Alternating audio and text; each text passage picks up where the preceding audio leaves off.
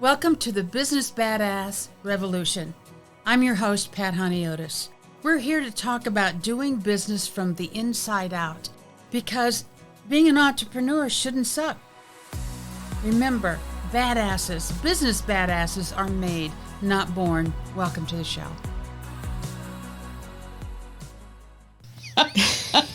You know, this is getting to be habit forming, people.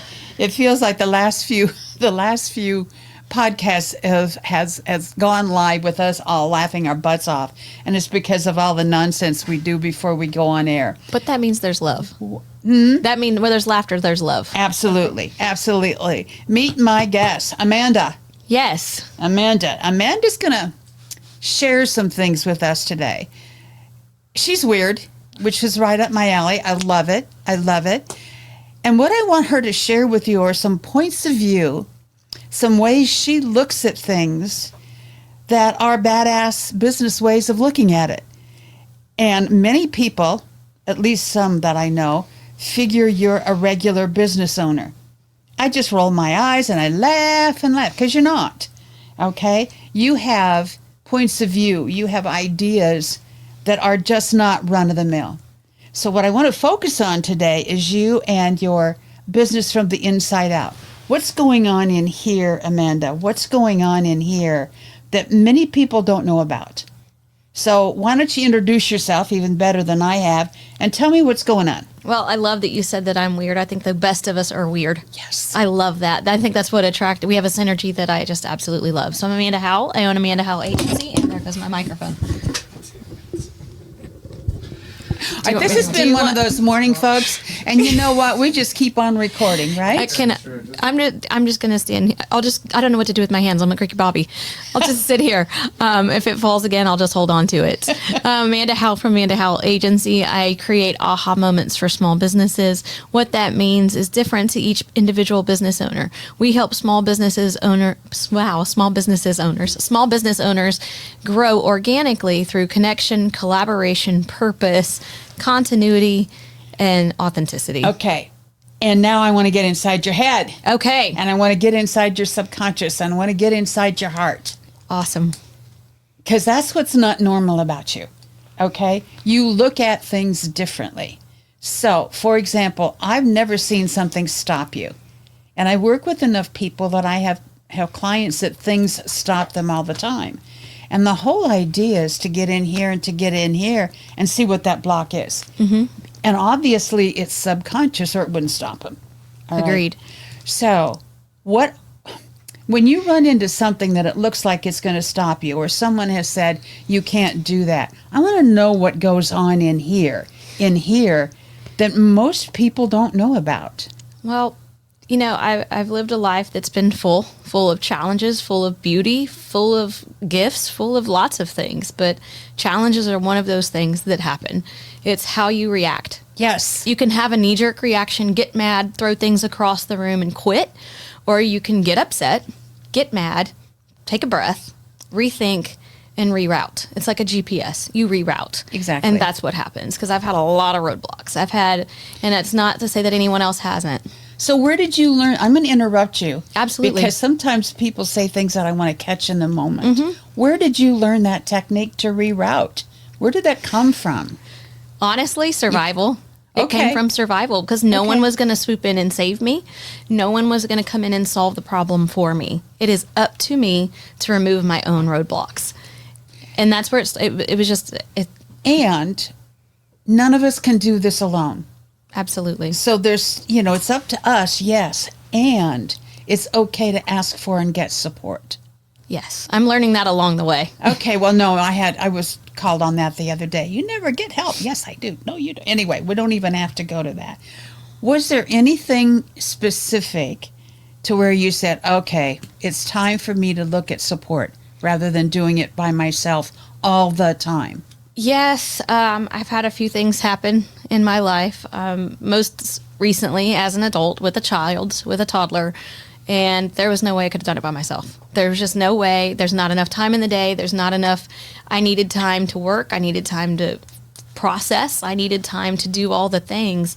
And it was this moment of, I literally was alone sitting at home going, there's just no way.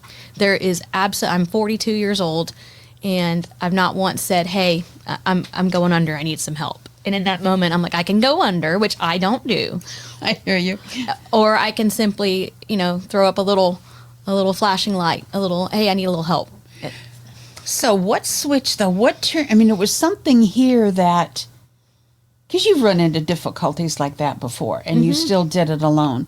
What was the thing that said, okay, it's time for this now? Yeah. Losing everything. Everything was on my shoulders. Okay. And if I did not ask for help, I would have lost simply everything that I had, and my son would have not been able to thrive in the way he needed to. So it was that moment of, to better him, to be better for him, I had to ask for help, because I needed to be his mom. I needed to be his provider. I needed to be security for him. I have to be the strong one for him.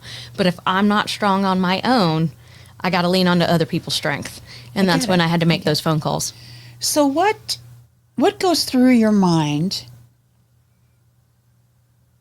when these challenges pop up and you don't just immediately have an answer? I'm going to dig at you a little bit today, because I want to know what's up here. So when something like that happens, first you get mad. That's course. human nature. You get to be human. And I like to tell people, my favorite word is marinate. I like to marinate in it. Think on it. Sit on it. How does it make me feel? Because feelings are just as important as action. Thank you. And do you realize, now I'm going to go on my rant for a minute. You're fine. We are actually taught not to feel. And if we happen to do something like feel, you absolutely never bring it into your business. And that's all horse pucky. It's there anyway. Mm-hmm. Thank you for talking about feelings. Absolutely. Well, because my business is all feelings. It's community. It's heart. It's passion. It's love. If I remove those feelings, I don't have a company. I don't have a community. We don't have what we've built. So for me, feelings are involved. Now, it's appropriate feelings. You keep your feelings in check. Absolutely. But you have to go through the feelings to get to the other stuff. Yeah, I'm not interested in, you having a big, huge fight with your neighbor every morning. No. That's not what we're talking about. But we're talking about at least acknowledging that you had something this morning that upskittled you. Yes, absolutely. And so deal with it and then go in it. And I like to sit in something, marinate in it, look at it, think about it. Okay, how is it making me feel? Number one. Number two, why do I feel what I feel about this? Okay, am I upset? Am I hurt? Or am I getting feedback that might help me grow and make me be uncomfortable? So then I look at it from those different points of view, and I take just a couple minutes, and then okay, well, how do we tackle this? So, I don't want to set you up. Let me rephrase it. How do you believe you being willing to own your feelings and process them impacts your business? I think that's part of what makes it successful. I think that's what helps it keep Why? going. Because I'm able to do the dirty work with myself. I'm able to sit in the ugly. I'm able to sit in those feelings, feel the things, but I'm able to navigate through that. And it's really hard as a business owner sometimes, especially being in PR and marketing. There's a lot of ugly, there's a lot of hard that you have to sit in that people don't see. Also, what I see, and you've surprised me a couple of times, not because you did it, but because you're one of the few people that do, is you take that to a client. I've seen you respond to a client that I'm going, wait a minute, that lady is not normal. They didn't get the normal business coach answer or the normal. And I think that's part of what sells you too. Yeah, I'm not going to tell you what you want to hear. I'm going to tell you what you need to hear. And it's funny because I literally had a conversation with someone last week. It was a hard conversation. They had came to me with how I'd made them feel. And it's not who I normally am. And she goes, that's not what I know of you.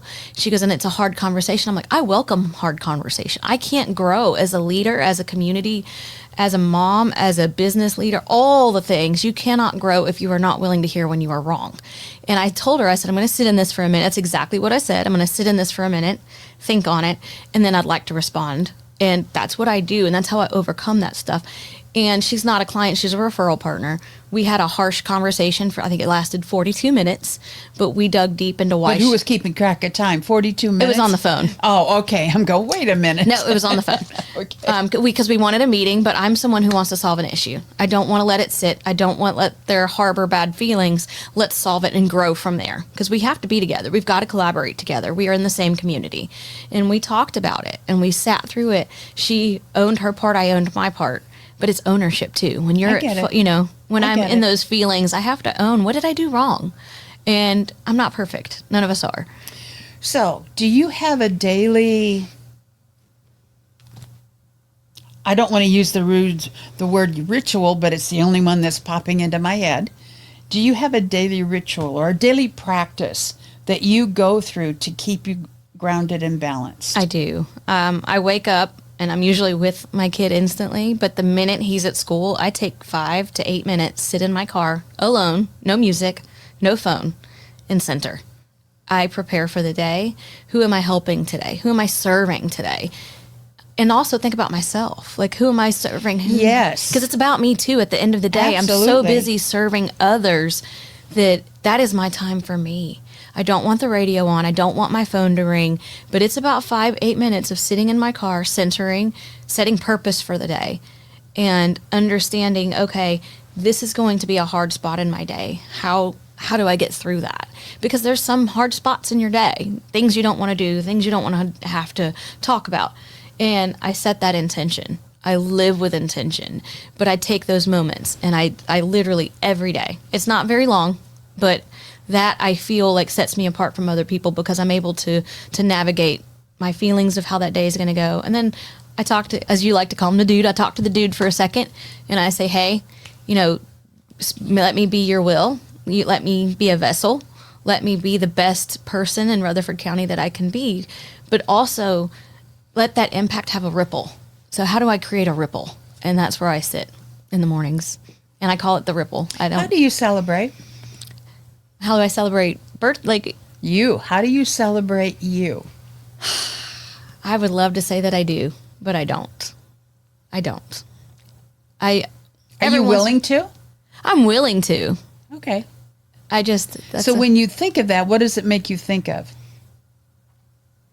Peace, quiet, sanctuary, in a room with no one. It's really weird because I'm surrounded by people all the time. No, I get you. That's mine too. I want a room of quiet, maybe a massage, maybe a sound bath, maybe some yoga. What if after everything that you did a mini celebration until you could do those other ones? Because the other ones take time. Mm-hmm. But in this moment, if you were to celebrate yourself in this moment for appearing on this show, what would you do? Honestly, probably go sit and crank some tunes in the car and just take a couple minutes. Okay. So there's some other things you can do to keep the energy going. Mm-hmm. I go, oh, I love that. Okay. I've got our producer, by the way, is a screwball and does. There you go. Yep. I can't figure out how to do it. I can't do it the way he does it, though. Do it one more time.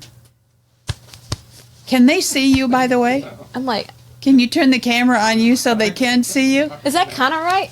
That's pretty close.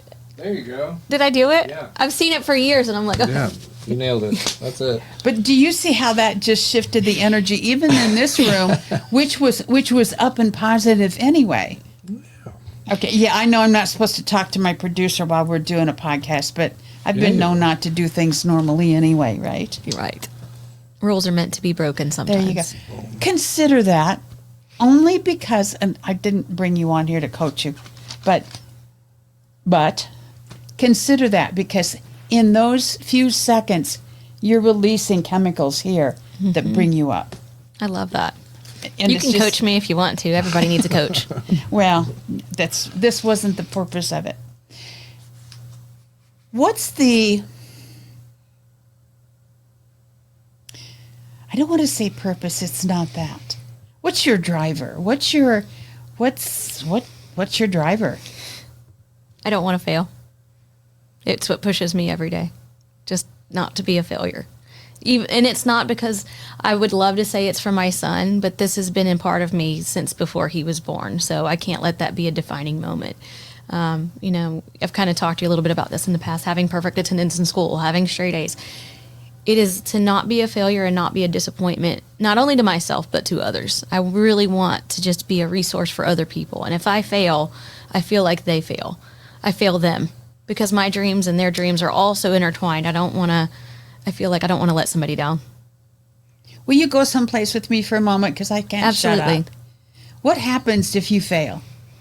What's going on in your, oh my God, if I fail, this will happen. If I disappoint Pat, this will happen. I feel, like I said, our dreams together with what I do are so intertwined. I don't want someone to lose something or not have something because of something I didn't do. And my failure, you're going so deep. I like this. This is fun. Can you repeat the question again? Because now I lost my thoughts. What happens if I fail? Yeah, you've made up a story in your head about what's going to happen if you fail. And it's a made-up story. But it's enough of a made-up story that you keep hanging on to it. What's the made-up story, Amanda? I told you this story. I guess I'm going to share it. When I was 4 with my dad, we were riding in a car. My parents divorced when I was about 6 months old. And my dad was Army. I have a few memories of him. Very, very tight, very strict, ran a tight ship. It was what it was, and there was no black. It was all black or white. And we would go to McDonald's when I would see him, but I remember we went to Mardi Gras or something like that, and I had this little bag of beads, this little sandwich bag full of beads, in my My Little Pony sleeping bag. This is going to date me, how old I am. I already said it on air. It's fine. And I got sick from the food. And I remember getting sick and vomiting and him getting upset because I failed him. I let him down because I couldn't finish the activity that we were doing. I'm going to stop you right there. You didn't fail him. That's the story you've made up, and how you were 4. Okay, 4 years old. And here's the thing. The only reference 4-year-olds really have are themselves. It's their fault it rains. It's their fault that the sunshine comes out. It's their fault that the pool is closed.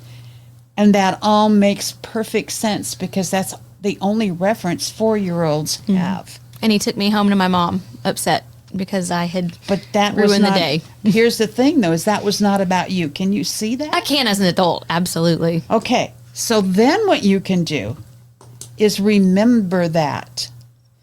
Because what it's going to do is it's going to take a lot of pressure off of you that you put there. Mm-hmm.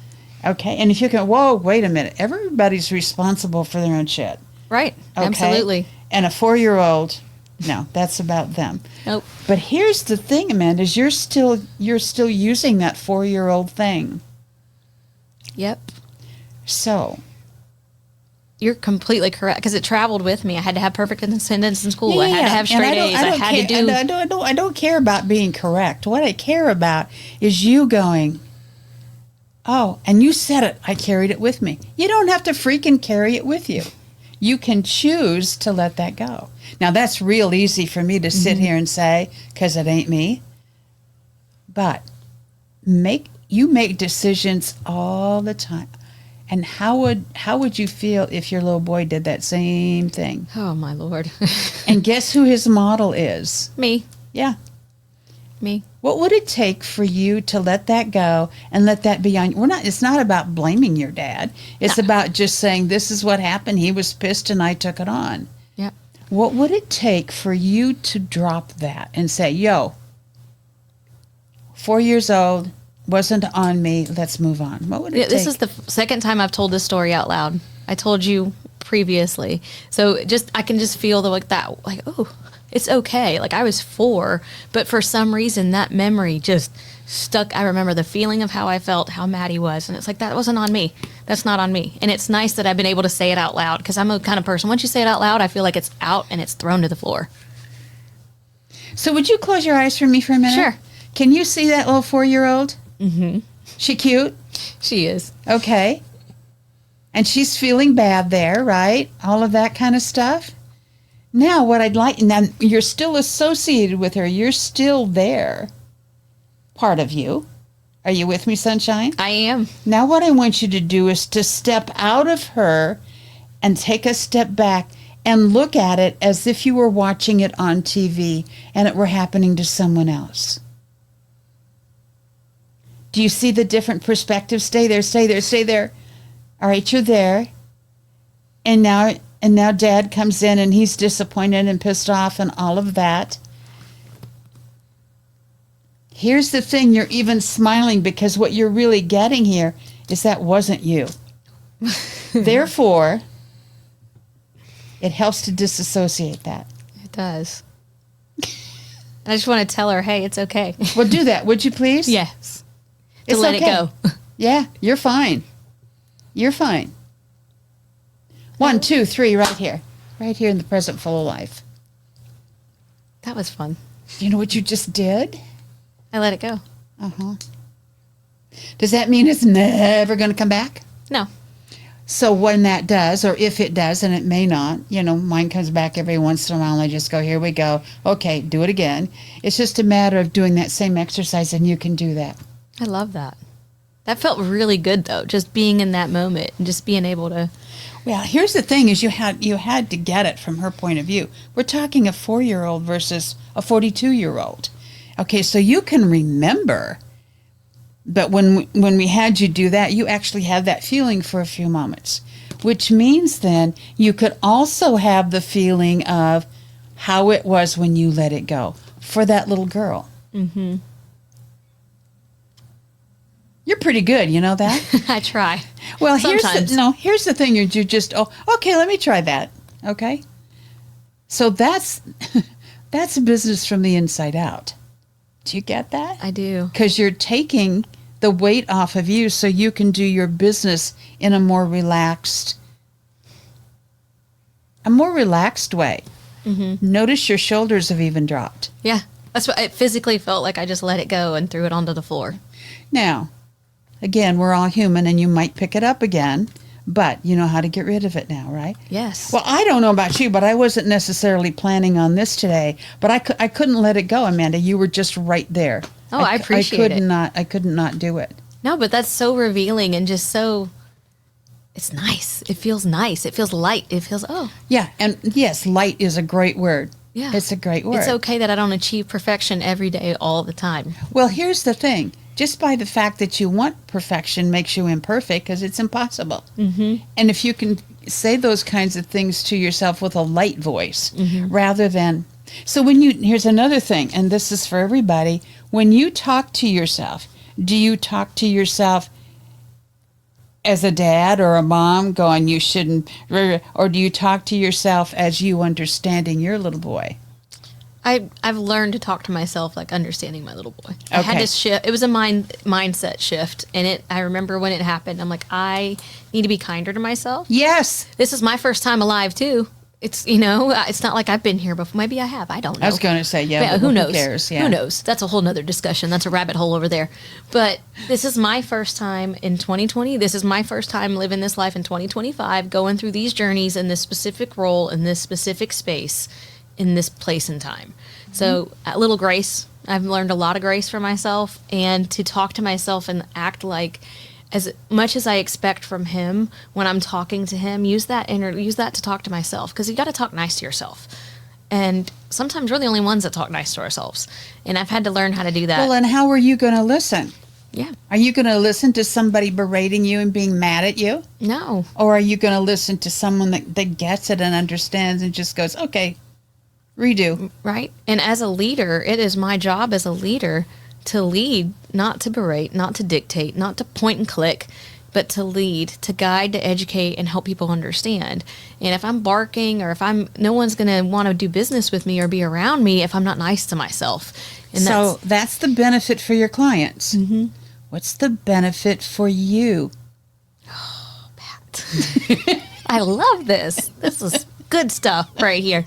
So the benefit for me being nicer to myself, and just it makes me happier. It gives me more joy. When I wake up in the morning, I'm not just, I'm like, what can I wake up, and it's funny. I love to ask this question. How can I serve today? How can I connect today?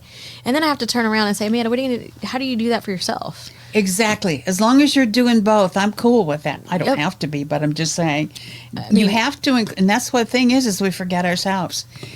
And here's the thing, like the incident that you shared, that was reinforced over many times. Yeah, that was just the first time I clearly remember letting him down. And that's 38 years of reinforcing it with other things that have happened. So it won't take as many times of you redoing it to have it not happen as much. Does that make sense? Yes, absolutely. So every time it pops up, I want you to talk to yourself the way you would talk to the little guy. Absolutely. And the way you just talk to yourself as that small girl. I wish you could see the grin on your face. It's just refreshing. Well, and your energy has shifted. I don't know if you can feel that. I can feel it. But I can see your aura. And it's shifted. It's like, oh, yeah. Oh, okay. Yeah, like I literally, okay. You were in a good mood when you came in. You weren't like down or anything like that, but it just lightened you. No, well, sometimes we carry an extra backpack or two with us that we need to drop off throughout the day. Yep. So you use that visualization periodically for a while. I will, and absolutely. just see what happens. And I'm going to go through that throughout the journeys from the moments that followed after that as a kid. And there you go. I can use it. I can go back to those places and spaces that reinforced that thinking of. Now, some people get really nervous about doing that. Oh my God, what if I can't get back or what? I absolutely promise you, your mind will not let you go anywhere that you can't handle. I can agree with that. All right, because and it's a reasonable fear, I guess. I've just done it for 45 years, so it doesn't. Yeah. But your mind will only take you to places where you can handle it. Yep, absolutely. Okay. Well, all right. How about business from the inside out? I loved that. That was a terrific exercise. I think it was much needed, something you didn't realize because it's so deep buried that, that's the whole thing. And that was impacting your business. Mm-hmm. It really was. Okay, you're carrying this extra weight. And that's what people have a hard time understanding. Because I'll say everybody's got a subconscious belief about themselves that's kicking their butt. And a legitimate question is, well, if it's subconscious, I can't do anything about it. Yeah, because we can make it conscious. Yes. And there's a lot of things that people don't understand. Why would that have anything to do with your business? Well, because what you do is you carry that heavy load into your business every day that says you have to be perfect. Yep. And they don't want me to be perfect. You got that right. They don't want perfect. They want me. They want my spirit. They want what I do and how I can do it. And they don't want it perfect. Nothing is perfect. But in my head, okay, it's got to be this way. It has to be this done. And now I'm like, oh, okay, it's okay that it's not. Now, we're not telling you to go out and screw up everything today, but just flow with it, relax with it. Yeah. And it's going to be nicer too, because sometimes done is better than perfect. Like sometimes I'll put off a project because it's not perfect. I have a request. Yes. I really would like you to eliminate the word perfect from your vocabulary in terms of yourself, because it doesn't exist anyway. No, it's an idea. It's a false idea. Well, and you can, what's another, you know what you were doing there? Yes. Okay. So let it in. It's all right. You don't have to do it, but let it in. All right. And I've lost my train of thought because I saw what you were doing. It was my guard coming up. Uh-huh. Oh, yeah. But you know what? You were okay about saying that. And do you know what that makes you? That makes you human. Yep. But as soon as I said, you went, which tells me you're very open to what's truth. Yes. And I love feedback. Again, humble leadership. I like valuable feedback. I'm very particular who I take feedback from. Anyway, we could talk about going down another rabbit hole here, right? Okay. You know what? Thank you. My pleasure. Thank you. This was different than what we had quotes planned. Now that we planned it in detail, but I think you're right. This was much needed for you, but for some reason our audience as well. Thank you. Thank you for your vulnerability. Yes. Thank you for being brave enough to step up, and thank you for trusting me. Absolutely, Pat. This was so useful, you guys. Come see us next week. We got all sorts of things coming on here that we don't even know what's going to happen. Business from the inside out, the Business Badass Revolution. I'll see you next week. Thank you for listening to another episode of Business Badass Revolution. Remember, as you're walking week, being an entrepreneur shouldn't suck. Remember to like, share, follow, and subscribe. And oh, by the way, leave us a 5-star review. See you next time.